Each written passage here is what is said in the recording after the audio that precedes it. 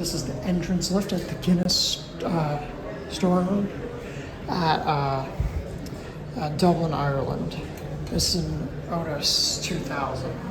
It's a small one. 2008, so it's hydraulic. It's from exactly the year 2000. I don't know what happens when we're down if I busted. We're on Jira now, so we're on the lower ground here down.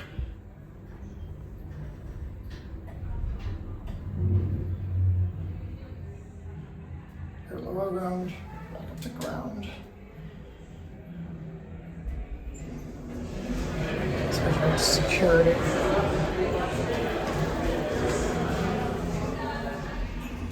It's a basic stainless steel Otis cab.